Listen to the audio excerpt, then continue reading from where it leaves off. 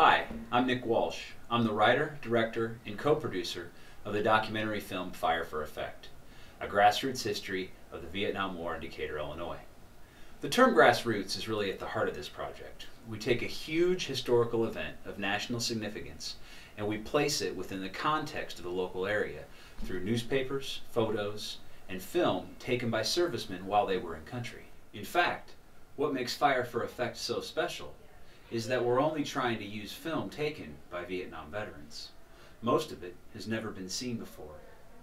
More importantly, we avoid making Fire for Effect look like the dozens of other Vietnam War documentaries that have been made. With that being said, there are some copyrighted sources that I would like to use. Here is a copy of Look magazine, dated from April 30th, 1968. In it is a story entitled Choppers and the New Kind of War. It concerns the Battle of Easter Sunday, which took place the previous year. It was a nasty battle that saw 4 American helicopters shot down. One of Decatur's sons, Mike Kelly, is briefly mentioned in the article. Mike was on board a medevac chopper and was killed while rescuing the crew of another downed Huey. Very soon, I'll be traveling to sunny Arizona, where I will interview one of the crewmen that Mike rescued.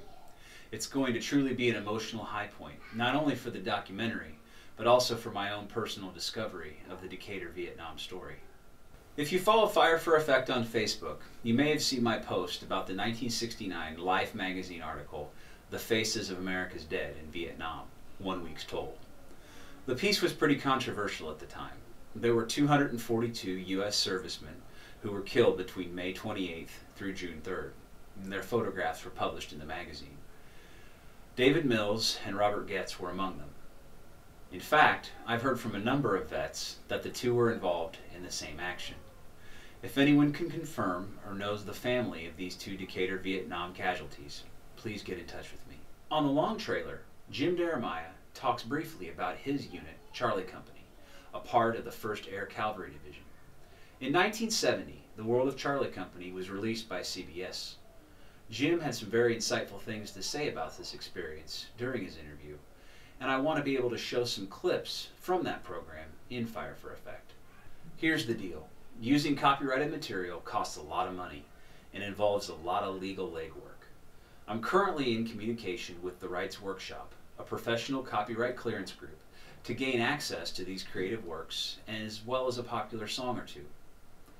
With the help of local Vietnam veterans, George Frank and Ron Patrick, we're currently working on some exciting fundraisers that I'll be telling you about in the near future.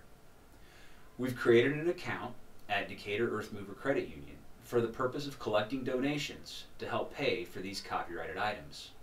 You can donate any amount of money to the account called Fire for Effect at any Decatur Earthmover location. Now, some of my friends have asked me, Nick, why don't you go with Kickstarter or GoFundMe?